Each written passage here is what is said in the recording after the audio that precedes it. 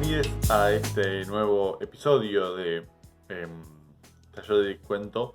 Ya no recuerdo ni cuál es, pero si no me equivoco es el 17 o 16. Bueno, no importa, el número lo habrá dicho hace un segundo.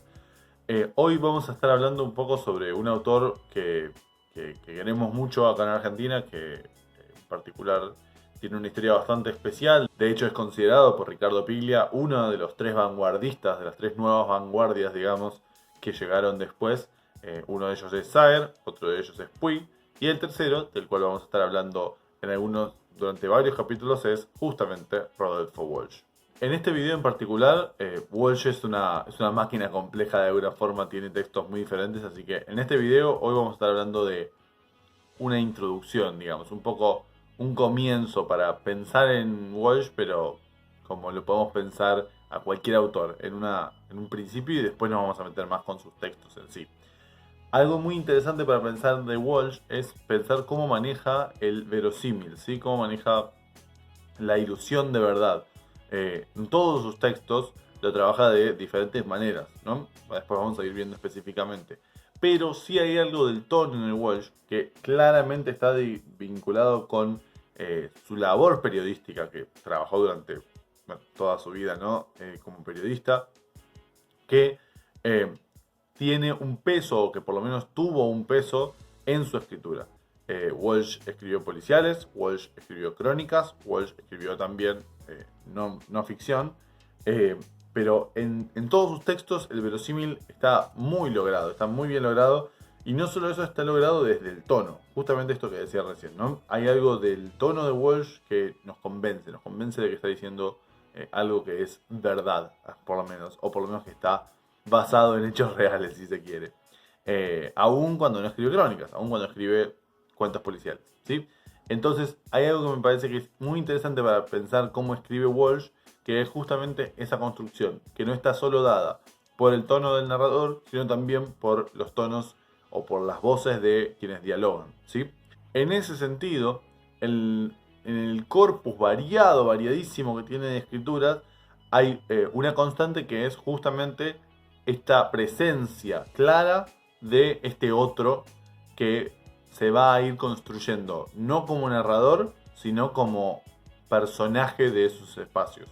Muchas veces los narradores de Walsh, no siempre, pero muchas veces son personajes que participan de la acción, o bien detectives en los trabajos, en los cuentos policiales, o bien, bueno, periodista en las crónicas, o periodista y un poco detective en el no ficción. Pero siempre eso va a estar funcionando en un límite que creo que es uno de los puntos en los cuales se basa toda la literatura de Walsh.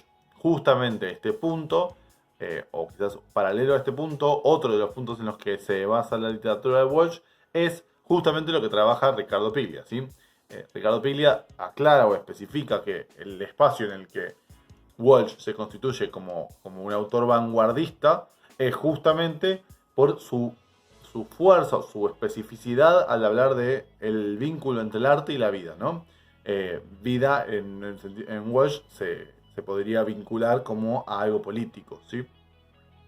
Lo interesante, lo importante para tener en cuenta es que, a diferencia de otros autores que eligieron quizás llevar su arte a las calles o poner instalaciones o happenings en los cuales aparecía su arte y perturbaba lo cotidiano, Walsh de alguna forma encontró cómo la política entró en su escritura, ¿sí? Entró en su escritura por muchísimas razones.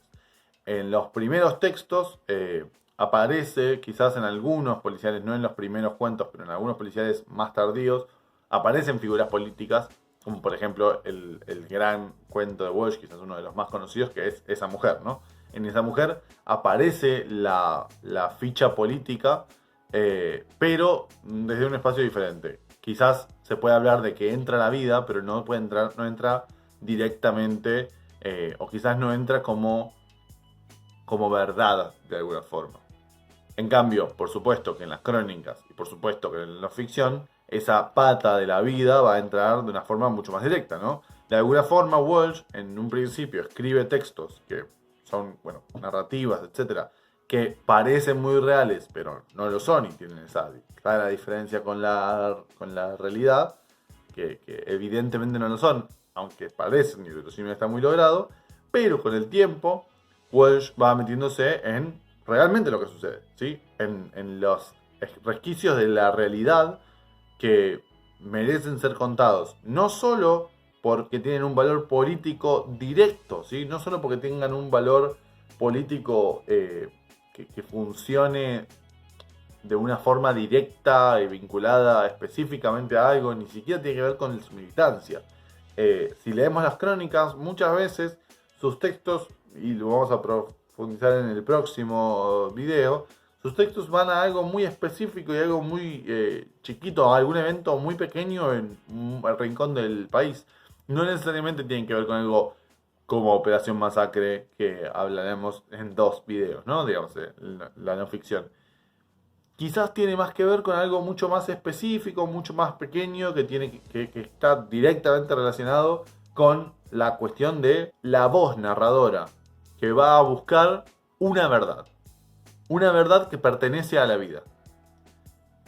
Cómo la encuentra y cómo la narra va a hacer la diferencia entre diferentes géneros que va a buscar, y no solo entre diferentes géneros, sino también va a hacer la diferencia entre diferentes espacios que va a tocar.